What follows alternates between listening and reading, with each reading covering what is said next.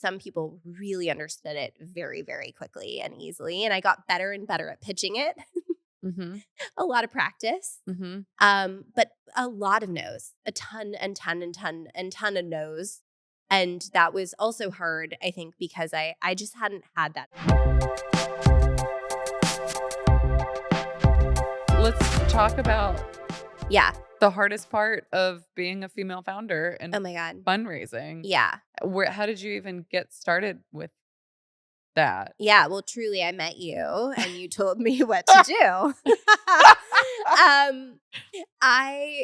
It was a really, really scary thing to begin with. I've never asked for anything and it felt like an ask. And in the beginning it sort of is. And I really didn't. It felt so vulnerable and so uncomfortable. And I think that's because I'm a woman. Mm-hmm. I've, you know, done well for myself. I had, had a successful career already. I poured my savings into Rose to start it. And yet it was still so deeply uncomfortable to talk about money. I never had in my whole life long. And so when I, kind of put this deck together, which was like as painful of a process, Oh, by the way, yeah. which like now doesn't really, I don't know, maybe it matters. People might look at it, but ultimately they want to meet you and know you and see that you have conviction in what you're doing. And, um, you know, so, I mean, I think I tried to get as far as I could on my own. And, that was a short lived, right? I mean, maybe a year and a half. Yep. Getting a couple products made on my own, I was able to do and start distributing it. But there's only like so far you can really get before taking on some,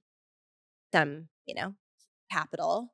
And then I did a friends and family round and you were really helpful with that. And then I reached out to my, network again, which was really uncomfortable, but a lot of people are savvy and also knew that I was hardworking and I think, liked the couple of products that I had and understood the vision. I mean, some people really understood it very, very quickly and easily. And I got better and better at pitching it. Mm-hmm. A lot of practice. Mm-hmm. But a lot of no's, a ton and ton and ton and ton of no's.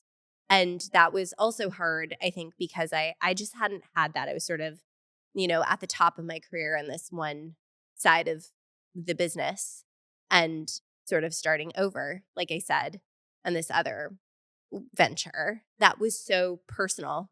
And, Mm-hmm.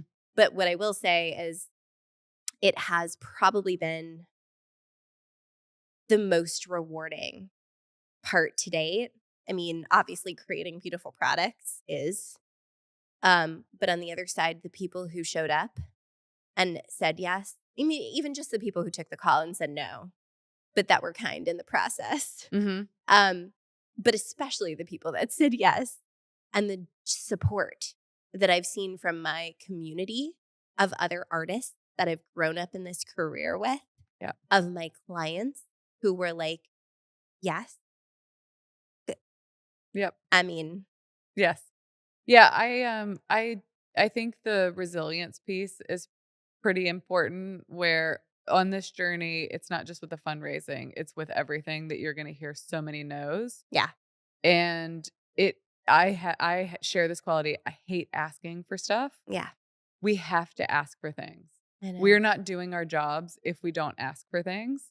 And recognizing or getting to a headspace where having someone involved is like a gift for them and there's upside for them Yes. just as much as it's a gift to you, and getting there, Yes. I think is pretty important. And you repeating that to me over and over and over again was really helpful. And I've only, had the privilege of getting to do that now for a couple of people that are kind of just starting their journeys. And I can't wait to dedicate more time to that. I hope that I get to because I think the gift you gave me and learning that that I actually held more value in what I was creating and building.